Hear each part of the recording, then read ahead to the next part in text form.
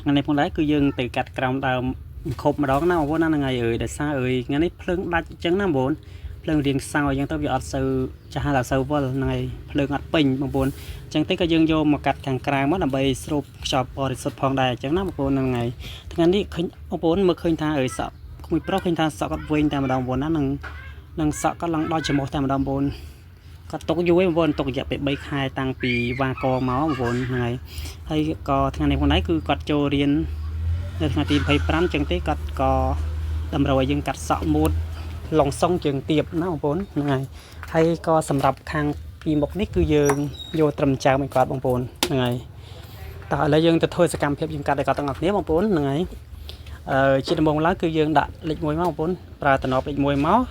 ឈូសគៀនតិចមកបងប្អូនហ្នឹងហើយរួចហើយក៏យើងប្រើម៉ូទ័រឈូសជើងសក់វិញម្ដងបងប្អូនហ្នឹងហើយជាទម្លាប់ឡើយគឺខ្ញុំប្រើតែម៉ូទ័រលេខ1បងប្អូនដើម្បីឈូសជើងសក់ឲ្យវាចេញរាងអញ្ចឹងណាបងប្អូនហ្នឹងហើយវាងាយស្រួលក្នុងការយើងកាត់បងប្អូនបើយើងប្រើតំណប់ឈូសរលីងតែម្ដងវាធ្វើឲ្យសក់ហ្នឹងអាចនឹងឆែបអីចឹងណាបងប្អូនអញ្ចឹងទេក៏យើងតម្រូវឲ្យយើងប្រើតំណប់លេខ1ដើម្បីយើងកាត់ងាយស្រួលហ្នឹងហើយតោះឥឡូវគឺយើងចាប់ដើមកាត់រៀបរួចហើយឥឡូវគឺយើងចាប់ដើមជ្រឹបវិញម្ដងបងប្អូនឥឡូវយើងជ្រឹបថ្នមបងប្អូនណាហ្នឹងហើយដោយសារយើងសកាត់ខ្លាំងវាអាចនឹងមុតដែរអញ្ចឹងណាដោយសារម៉ូទ័រ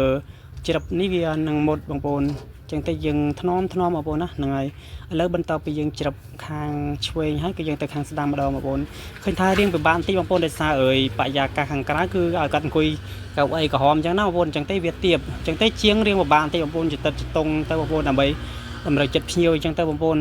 បើថាគាត់មកហើយឲ្យគាត់ទៅវិញក៏មិនកើតបងប្អូនគឺយើងកាត់ដោយសារណាមួយចិត្តចូលរៀនហើយបងប្អូនសមមួយថ្ងៃទេគឺចូលរៀនហើយអញ្ចឹងទៅក៏យើងកាត់ឲ្យគាត់ទៅបងប្អូនហ្នឹងហើយឥឡូវគឺយើងចាប់ដើមកោវិញម្ដងបងប្អូនណា